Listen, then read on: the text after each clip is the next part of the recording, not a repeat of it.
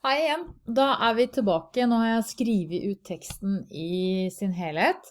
Og jeg har gjort noen små endringer, så jeg skal vise dere ganske fort hva jeg har gjort. Aller først så har jeg skrevet 3 setninger med introduksjon.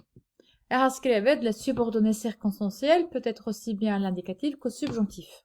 L'emploi modal est dicté par des règles assez strictes.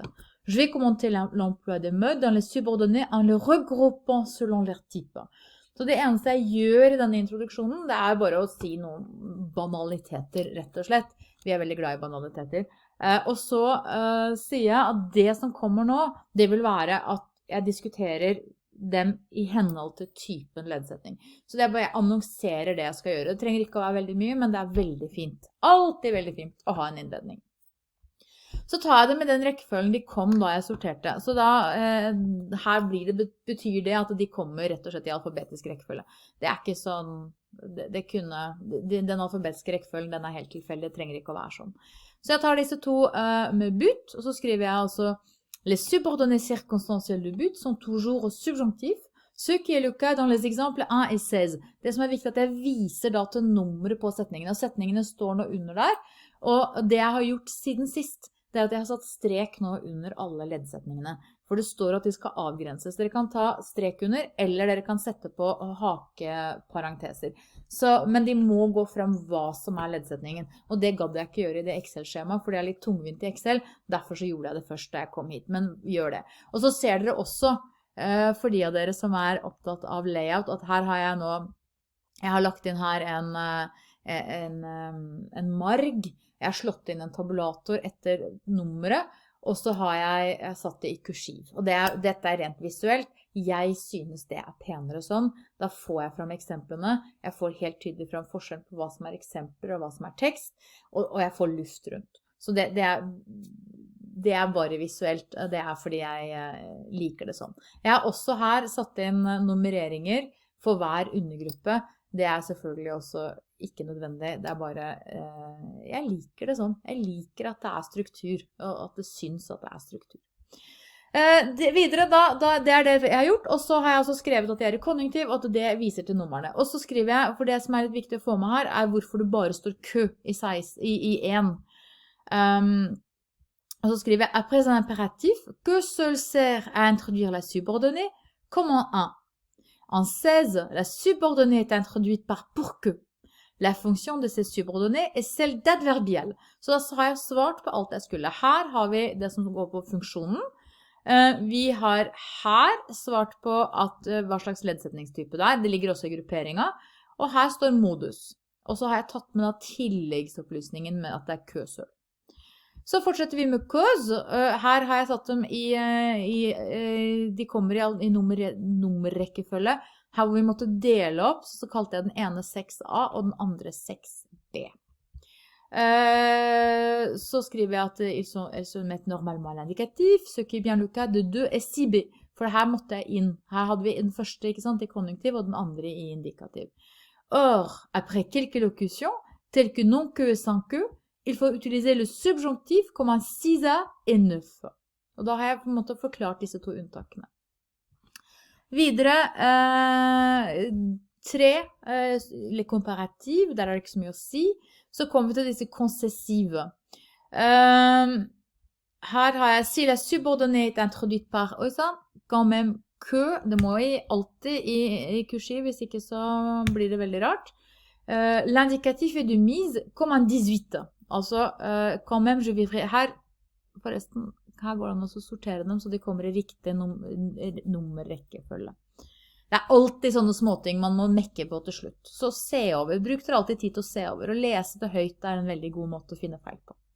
Quand la subordonnée le modificateur après tout x que, la règle dicte l'emploi de l'indikatif comme un 5. Dette jo den som imot det som står hos Hobekhoff, og som jeg lover dere kors på halsen, dere ikke skal få på eksamen.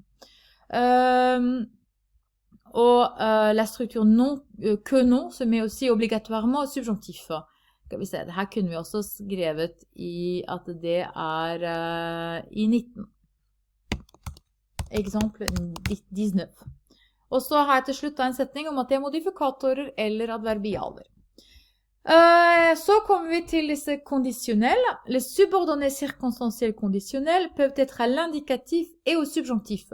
Après si, il faut mettre l'indicatif comme en 8a. Det den. Ikke sant? Her indikativ. Si la subordonnée est conditionnelle, non, vent litt nå. Si on a la coordination de deux subordonnées conditionnelles, dont la première est introduite par si, la deuxième est introduite par que, et le mode y est le subjonctif comme en 20b. Ok, dette den qui l'obtiennent. Si la subordonnée conditionnelle est introduite par à condition que, ou pour peu que, og da legger jeg en 11 og 13 bare i parentes for å vise til det her, le subjonctif est de mise. Toutes les subordonnées circonstancielles ou conditionnelles assument la fonction d'adverbial. Så da har jeg svart på alt. Les consécutives, her har jeg tatt dem i nummerrekkefølge, som dere ser. Les subordonnées circonstancielles consécutives peuvent assumer le rôle d'adverbial ou de modificateur. Les subordonnées en 3, 7 et 12 sont des adverbes, ikke adverbio. Det greit å få rett opp.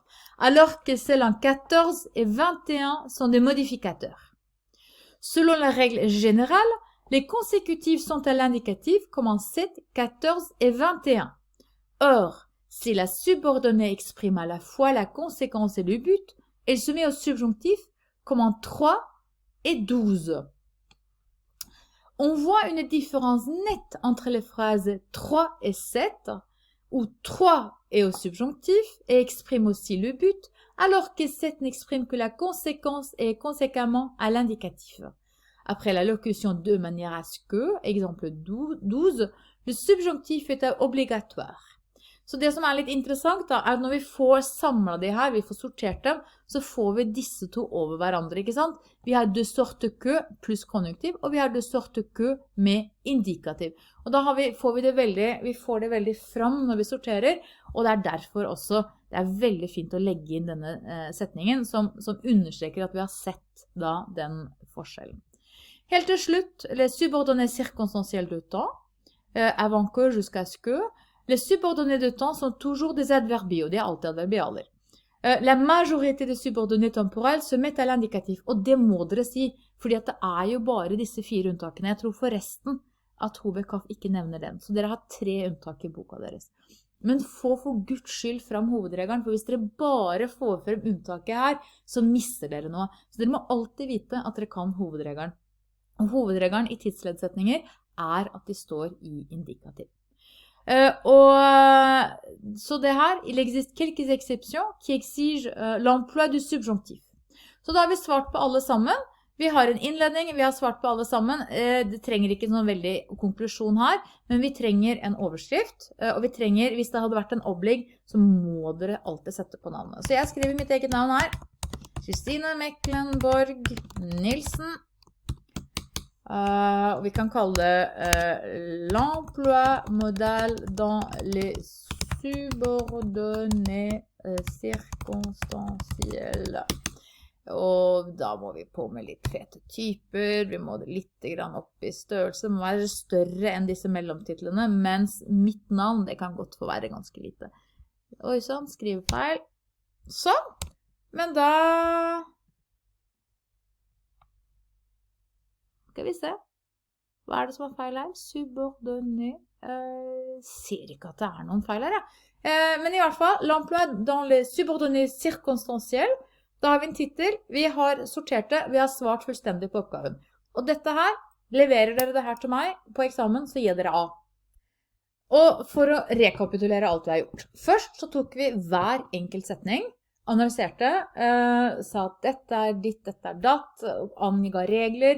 Og som dere sikkert merket, så gjentok vi oss selv ganske mange ganger på den, det den PowerPointen som ligger ute.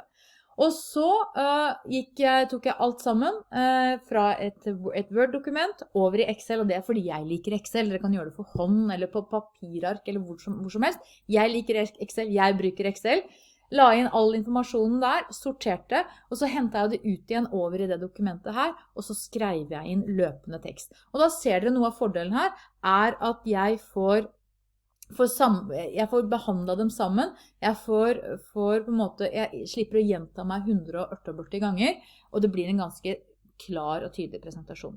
Det her oppskriften, det sånn dere skal gjøre det på eksamen, det sånn dere skal gjøre det når dere skriver bacheloroppgaver, masteroppgaver, doktoravhandlinger, hva som helst. Struktur, struktur, struktur. Håper det hjalp, og så ses vi snart på en annen video. Ha det bra!